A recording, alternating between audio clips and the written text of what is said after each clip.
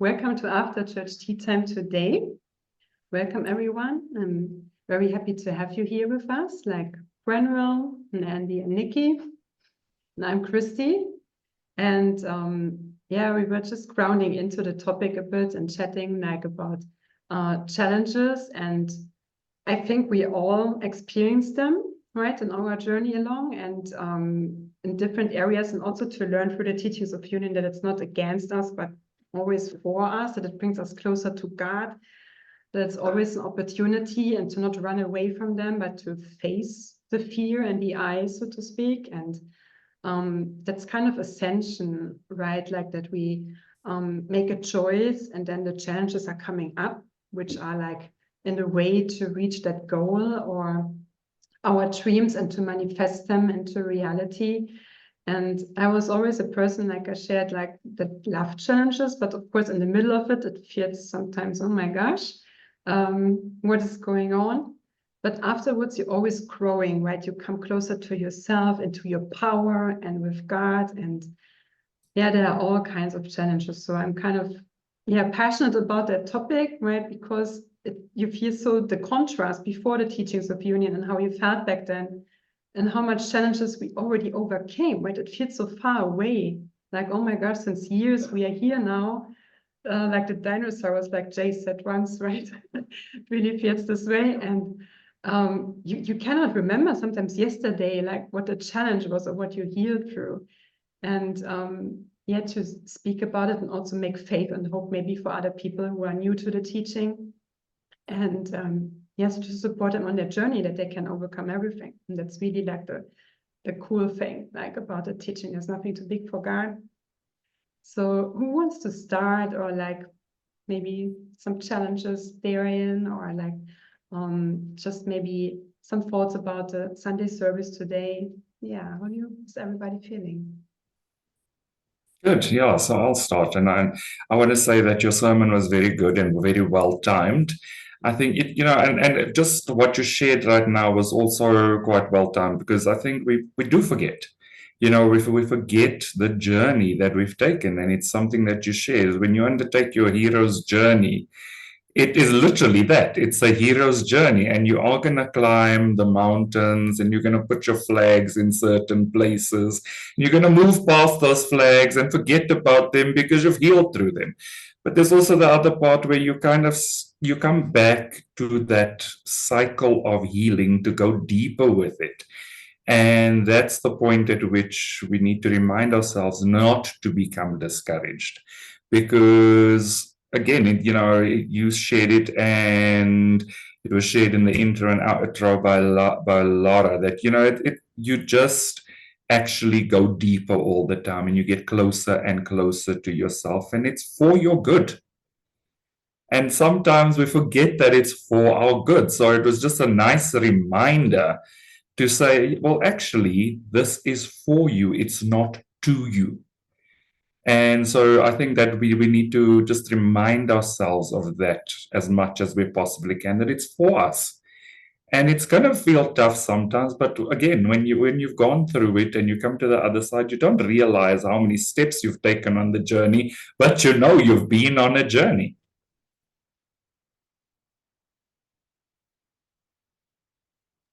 Oh yeah, on a slide, kind of, right? Like sometimes feel like a roller coaster, but to learn to have fun with it, like the feelings, yeah.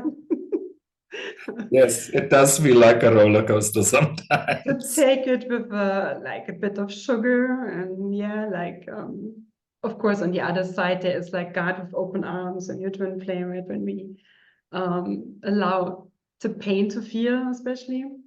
I think that's also what a lot of people are kind of trying to avoid, and therefore like numbing out with a lot of coping mechanisms, and therefore the challenge can feel even bigger or more heavier, right? And yeah, but yeah, let's see what Andy and Nikki like feel about that. Yeah, that's true. It's like a roller coaster. I've been feeling that my entire life, that I'm on a journey, but I never knew that I was on a journey until I arrived to this teaching. When I arrived to this teaching, I understood that I was on the journey just because of the massive shift and the power of the teaching.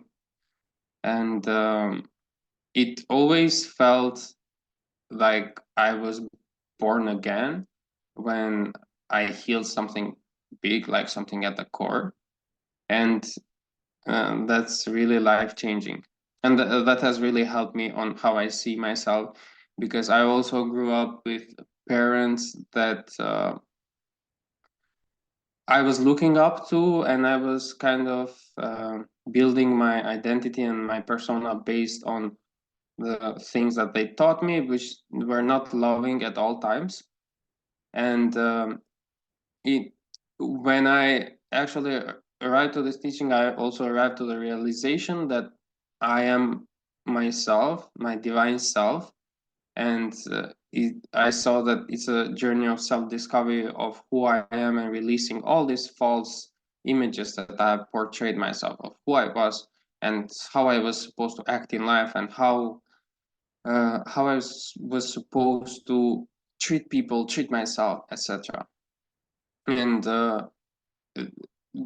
I'm still healing that, like releasing that, also healing victim mentality, not seeing like life is happening to me, but it's happening for me. And God is helping me move through these challenges so I can arrive. I can arrive kind of home, and I can get to know myself better. And yeah, it's a journey, right? Yeah, nice. I really enjoyed the sermon because my biggest lesson has been forgiveness, as you were mentioning as well. And like really forgiving people, my parents mostly, and also like people in general that I had throughout coming to the teaching.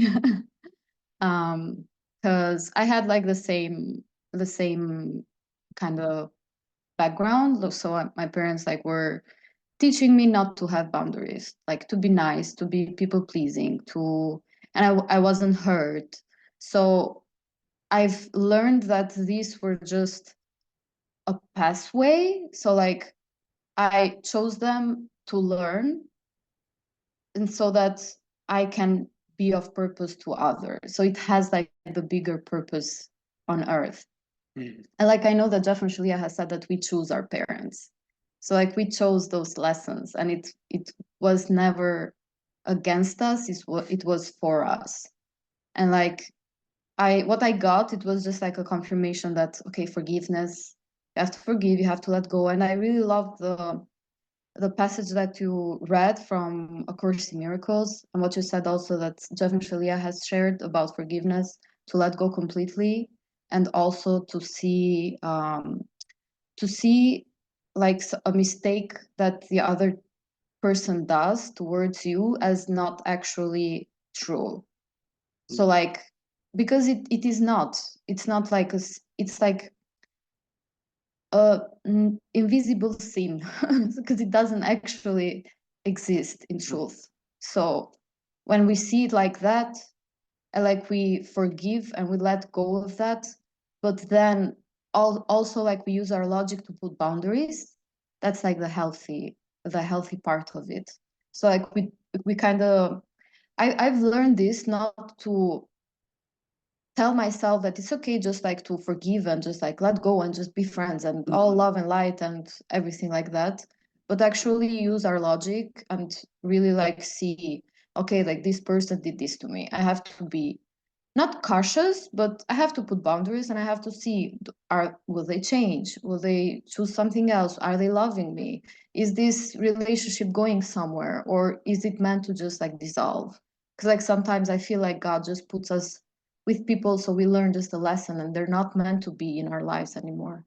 And it has happened with me through a lot of relationships in my life, with exes with friends, and everybody has gone through those. But and yeah, like my biggest lesson was just like reaffirming that forgiveness, and also that part of really reassuring me that I'm divine and that I do deserve love and I do deserve to be myself and to put those boundaries up and to feel safe and to feel worthy of that love from God, and like that I'm worthy of becoming one with God and my twin flame as well. So it was very beautiful. Yeah, about the part with boundaries, it's like not being blind to the action, an unhealthy action that the others did to you, not like putting it under the rug, as you said, like love and light and everything, but actually um, saying no to that and saying yes to what it is in what, saying yes to reality, what exists, and saying yes to love, basically. Yeah. And that's like saying yes to heaven, because you are ultimately choosing to see heaven only. Yeah, it's not like you are blind to ego because ego doesn't exist, so you are not blind to it, you just say no to it, kind of. Yeah, and I just want to add something here, because I feel like people that are very empathetic or that are very sensitive, they do tend to have, like, I've had this, as you shared, Christy, as well. I've had this, that I really feel what the other person is feeling, and I do like want to love them and everything, but I feel like sometimes we see their potential or like the divine self, how they are. And I've had this problem for a long time, instead of just seeing what they are doing at that moment, what are their choices at that moment. So yeah, this is like the trick that makes it like that. Yeah, I love that you shared that, because I think that is very important. It's this willful blindness that we have, because we love people into their potential and we love them into their divine self that they're not kind of embodying, and so you actually feel like you are losing the plot, because like, what's going on here? Like you are like, I see you in this way and I know that you're capable of living at that level, but you're just not there. And something that I read the other day was like, the flag is not the red flags that people tell you. The flag is the lie you tell yourself about their red flags. And it's something that Christy spoke to, that, you build up a level of resentment because you're not actually looking at the truth. And that was what you were speaking to, Nikki, was look at the truth. Like, how are they actually treating you? And does this relationship deserve to continue or not? Because if you think about it in those terms, you're choosing the truth and you're going to live in the truth. And the truth is that something that is choosing to hurt you, while you can learn from it, it shouldn't be allowed to continue. And we don't know how to stop things from not continuing when they don't feel good. So I think that's been my biggest lesson. We say boundaries, but the fact of the matter is, it's not a boundary. It's the fact that it doesn't feel good. It doesn't feel aligned with your truth.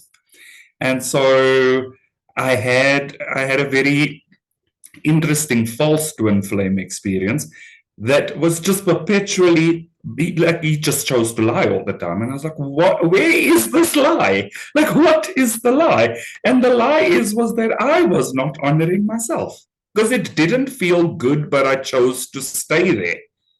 And that was the lie. And so the lie had to perpetuate until I chose something else.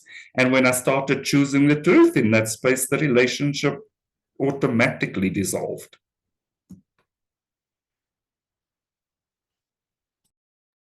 Yeah, I'm just crowning what everybody's saying. Like, yeah, I can so much relate to that, especially with boundaries, right? We all didn't learn them as a child. I just started to learn really, like, also what is going on in relationships through the teachings of union, right? You often felt something is off, but you couldn't really pinpoint it or say, like, what's underneath, like, going on, because when you are growing up like a child, like with these toxic patterns, that in the way I feel we all are, like with the book, The Immature Parents, I think like a lot of people experience that because mostly they were not with God or not kind of like how God wants to be with them, right? Maybe Catholic or like related to the church, but also not everything is like love there, right? We're all learning more and more what love really is.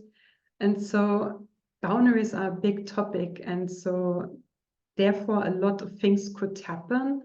And I loved when you both like were sharing, like Nikki and Cranwell, about because it's like from the book, The Law of the Spirit World, like to not judge other people, but to be of good judgment, right? That there's like a difference in that. That you can say, this is not okay, right? And to learn saying that.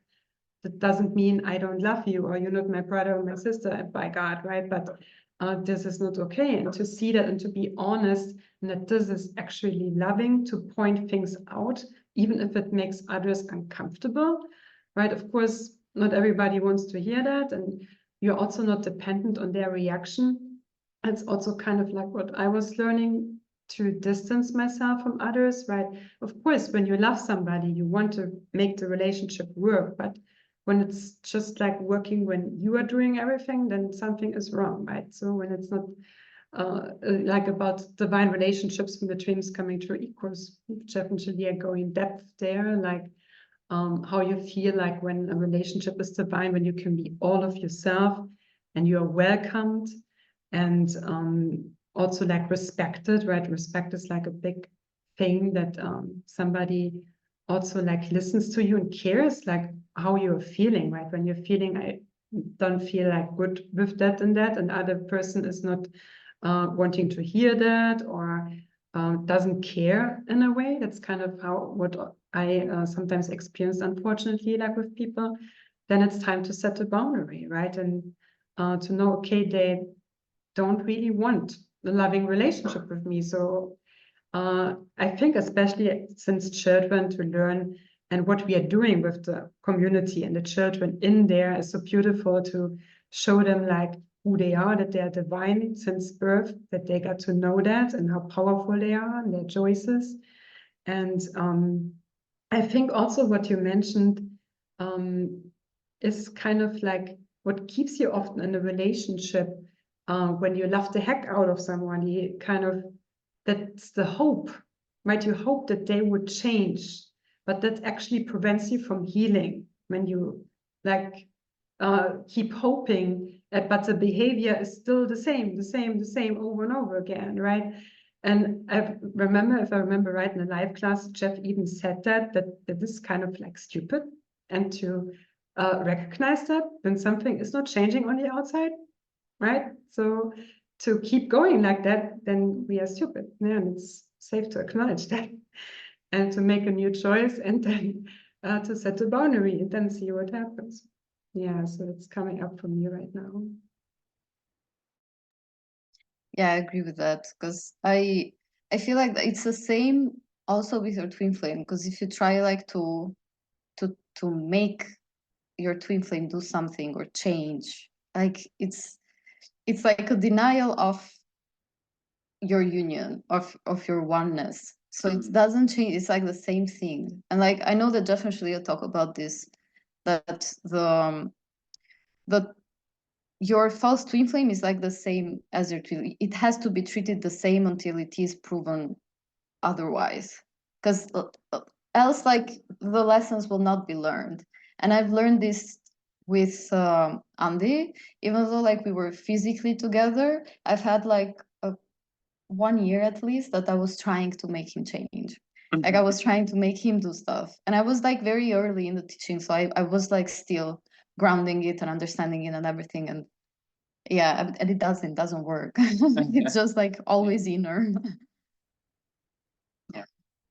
Something else that I wanted to bring up, it was something that you mentioned in a sermon about being comfortable with being uncomfortable, which is like the comfort zone that actually keeps you in hell.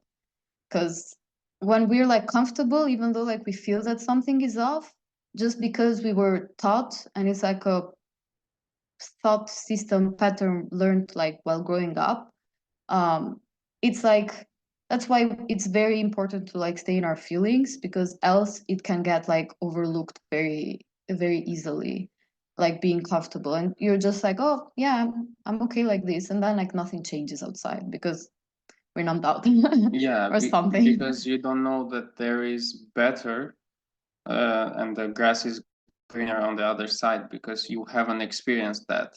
So this is why this teaching is so healing, because you actually find the safety to go there and experience it for yourself. And when you actually apply it, in the beginning of my journey with this teaching, I was healing a lot through feeling unsafe about going to the other side and seeing what is on the other side. Is it better? Is it scary? And I always see that it's always better. Yeah, it's like a promise. Yeah. It's like a promise that on the other side it will be better, and it always is. Yeah, and of course, ego tries to manipulate you and tell you that you are not powerful, you cannot be that awesome, that's amazing. This is how you are, and it's not true. You actually You are. already are. Yeah, you're just like coming to that realization, because it's like the denial of divinity. So if like we're children of God, so we're already divine and perfect, and we're just like waking up to that. And like ego will say, oh no, you're not. Well, that's a joke. Yeah, and ego may even say, please you, like, okay, you are awesome, but there is a limit to your awesomeness. But God is limitless, so yeah. Yeah.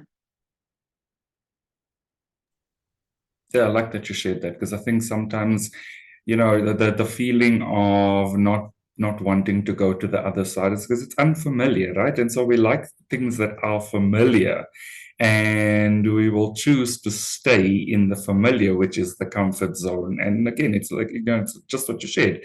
The comfort zone is actually not very comfortable, but it's because it's because you know that, so you're gonna stay there. And again, I mean, it goes back to Christie's sermon and the hero's journey, and it's a very heroic thing to undertake the level of healing that we are undertaking.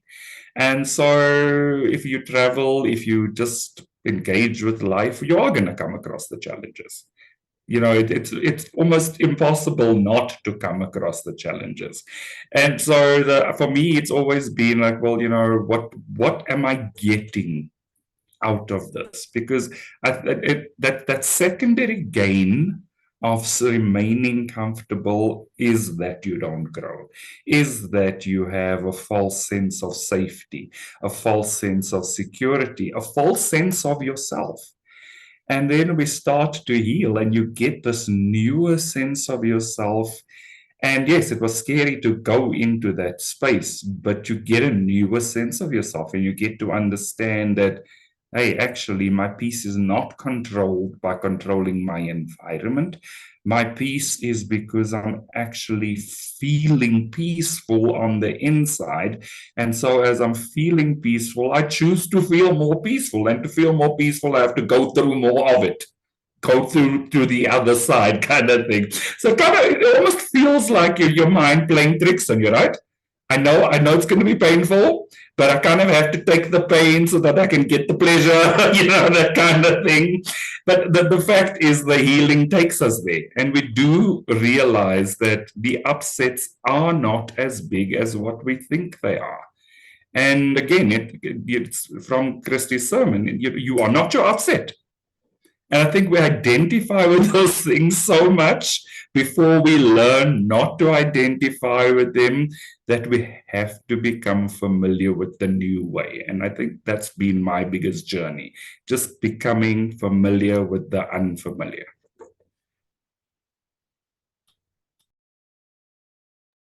I love that, Quenville. Yeah, that's really it. Like this, I can speak for myself too, right? With change, this is God, right? God is not this old tradition, 100 old, like, right, thing. God is always fresh and always new, like Jeff and Shaleia teach. Every class is new and juicy. I'm from Twin Flame Ascension School. And that's, yeah, like Andy and Nikki were saying, it's hard to stay there and to choose death while you're living, kind of. And at the same time, like Jeff and Shaleia say, there's only like there are two choices, either suffering forever or going for your dreams, right? So you can choose, like, because sitting in a diaper and feeling bad, it's not an option, right? And especially when you have the tools, like, to come out of it, it's, yeah, it's kind of logical, right? What is your choice, or what's the healthy choice? But I can also understand, and that is when I was going deeper into the topic of forgiveness, and when somebody is choosing evil, also to understand that, because sometimes when they are so disconnected from themselves, from God, from their divine self, it's kind of this downward spiral, right? Where they're just kind of like not being in touch with themselves anymore, and it's very hard to come out of that. Or you really have to choose, but at the same time, like Jeff and Shaleia say, everybody has their own point of contrast when they have enough. But unfortunately, for a lot of people, an accident has to happen, or an illness, or whatever, that they make a new choice. But everybody has their point, and so we don't have to worry about that. Right? We can like focus on ourselves and like being the guiding light, kind of like by embodying the teaching, by embodying God and Christ consciousness, so to speak. It was always my also the savior complex, or when I wanted to help my parents, right, or to feel at peace again. But this is not helping anybody, right? You have to make it happen to show them like it's for you too. And at some point it will get so uncomfortable, like not being your divine self, because you're the whole time leaking your energy, right? And trying to mask. But at the same time, I have a lot of compassion for people who want to avoid the pain. I think that's the most, or to face their things like what they did, for example, in the past, or people who are in jail, or for example, right, to really be honest and say that was not okay what I did, right? And to God doesn't want you to feel ashamed even of that. And that's kind of the also revolution from the teaching itself, right? Or like already Jesus brought it, that God would never want you to feel punishment, even when you're in jail. It's just a strong boundary. You cannot allow somebody to kill other people, right, and running around. You have to set a strong boundary until they make a new choice. And that's so healing, and to feel into that, like how much God loves us and all of his children, to have patience and compassion for them, but also setting clear boundaries so that they can make new choices. And yeah, like I'm here, right? And like we are all in a way for ourselves, but also others, to show them it's possible, and even to support them on their journey if they want to come out of every challenge. And I feel that's what also helps other people when we are vulnerable, when we kind of share what we were going through, and that we can all connect in that, right? Because in a way we are all one, and one consciousness, and we can all relate. You see it in the classes to what other people experienced. And so that, yeah, that's kind of where we are all connecting, right, in our heart, and that you can overcome everything. Yeah.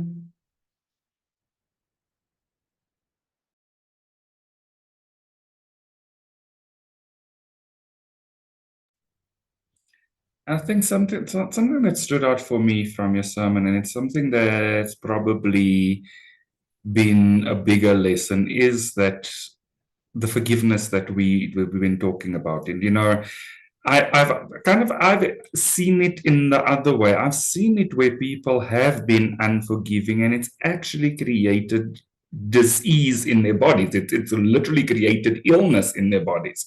And so that the power of completely letting go often stands out to me, because when I realize that I've healed through something, I feel almost a light years lighter, and I actually feel like I'm reconnecting to my younger energy, like I'm getting back energy the more I actually go into healing, forgiveness.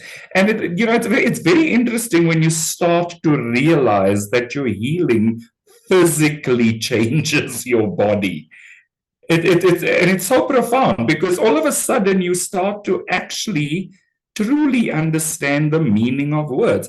Like we learned words and we know what they mean, and then you actually experience what compassion truly feels like. And then you actually know that the word almost has a different meaning to you all of a sudden. And I find that a lot when I heal things. It's just like, oh, is that what it feels like? Is that what that word feels like? Is that what that feeling is that supports that word? So constantly we're learning through classes, we're learning from each other, but we're also learning on a profoundly spiritual level that I'm not certain we would have done if we hadn't undertaken this journey and found the teaching. So it's a quite profound way of healing.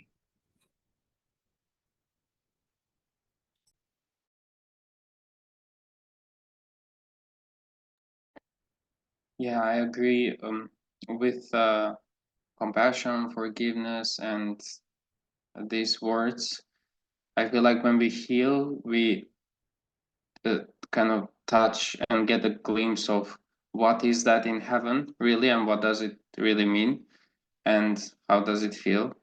So I really relate to what you said, and it's at the core everything like this, like every word, like forgiveness and compassion.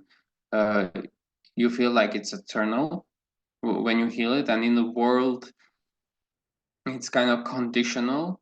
It's not unconditional, and I have seen this whenever like I make a choice at the core and something shifts. I notice how that is like forever. It's not like, oh, okay, I'm just making myself feel better right now. I will still have feelings about this tomorrow. It's really like a big shift, and that shift is, I feel, how it feels like really on heaven. Mm-hmm. Yeah, I just wanted to comment on something that you said, Gremlin, like about seeing forgiveness from the other side and like people that are not forgiving. Like for example, I had this with my parents. And like I see that they have hold so much resentment. And it's like when I was like younger, I couldn't really understand, like, was it that they didn't forgive me for mistakes, like random mistakes that I did, because I was unforgivable, or was it because of them just like resisting forgiveness? And like there's like this tendency of holding this resentment and like projecting it outside that is very evil in a way, truly.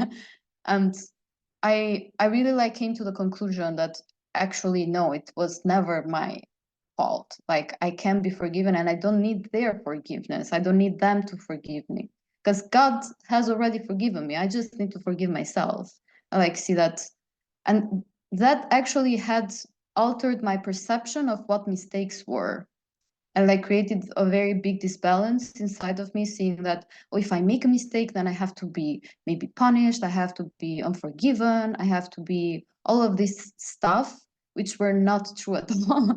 And now like I do feel that lightness, and it's like about really being present with that part of ourselves that, besides forgiving others and being forgiven, also forgiving ourselves where other people has not forgiven us, because like we're people, like we have made mistakes in our lives, and like there's no purpose in holding on to that. It's just like like our coach says, and I also Jefferson I said, like it's like holding a coal, like a piece of coal in our hands and like waiting. It's like poisoning ourselves. It doesn't have any kind of purpose.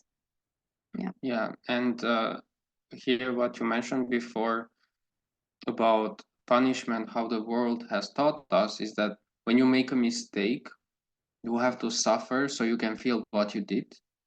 But in truth, that's kind of mistaken with the boundary. And boundary is not like for you to suffer, for you to see what you have done, but it's just for you to see what you have done and change your behavior. Yeah, make a new choice. Yeah. Make a loving choice. Yeah, and like it's really subtle, when you see it, but one is love and one is not. Yeah. Oh, I just wanted to mention something that I really like that you, Christy, said. It was like, your voice will never matter to fear. And like, that's so true. Because like, how can you logic, or how can you like argue with something that is not real? And like, they don't care about your divine self. They just want your energy, which is not even true, because it's just like our illusion. It's not real. So like, that's very true. And like, I really relate that with what Jeff and Shaleia say about pull the thorn and just move on. Because like, if you stay there and you like try to analyze the opposite, try to analyze the other person, myself, and the opposite itself, then like, it will just keep feeding and it will be like a loop. Mhm. And like, it doesn't matter. It's not that we will get, there is no purpose in trying to get validation from ego, because that's just like something that doesn't connect at all. Yeah. So yeah, just wanted to mention that because I really like that.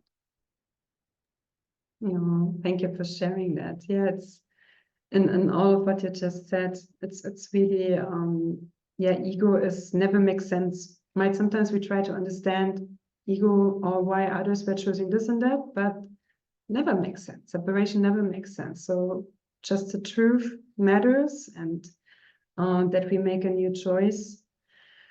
Yeah, it's really about also learning to not take it personal, right? It's what compassion, like you shared with the word meaning, where Grenville started, like I think we all did through the teachings of union, and so much, especially what love really is, and unconditional love, what that means.